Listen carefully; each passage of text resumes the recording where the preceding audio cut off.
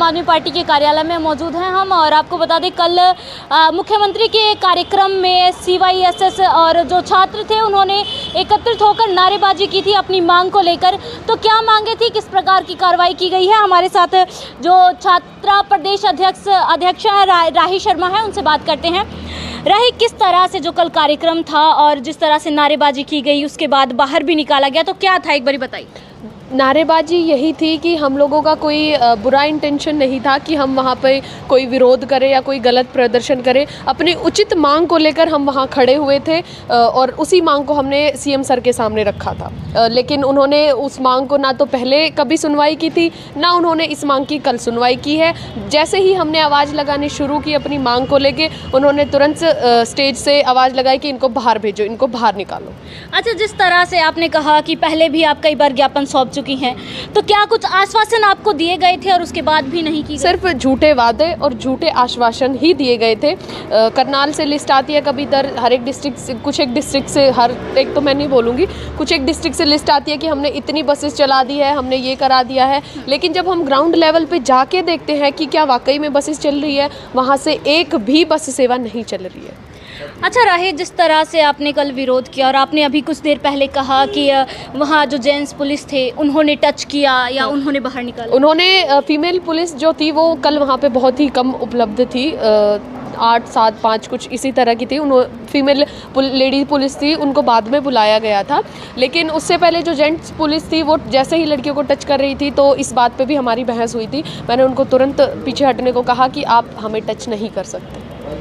तो पर्चे भी दर्ज किए गए हैं, मुकदमा किया गया है, तो कितने जो छात्राएं हैं, कितने छात्राओं या छात्राओं पर दर्ज किया गया है? मुकदमा मेरे और जो दीपक धनखड़ है उन दोनों के ऊपर ही दर्ज है। दोनों पर सेम धाराएं, 3 धाराएं लगाई गई हैं IPC की, और अब हम दोनों के खिलाफ ही मुकदमा दर्ज करा गया, जो कि बहुत बेहुदा या गलत इसे मैं कहूँगी, क्योंकि मुकदमा सिर्फ हम अपनी जायज़ मांग को लेकर एक उचित तरीके के साथ ही अंदर गए थे।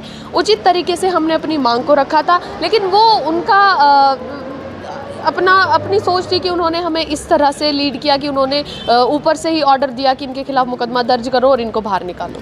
अच्छा राही, कई बार आप ज्ञापन दे चुके हैं मुख्यमंत्री को, राज्यपाल को, और अभी तक जो आश्वासन, झूठे आश्वासन दिए गए जैसा कि आपने कहा, और अभी तक मांगे नहीं मानी गई।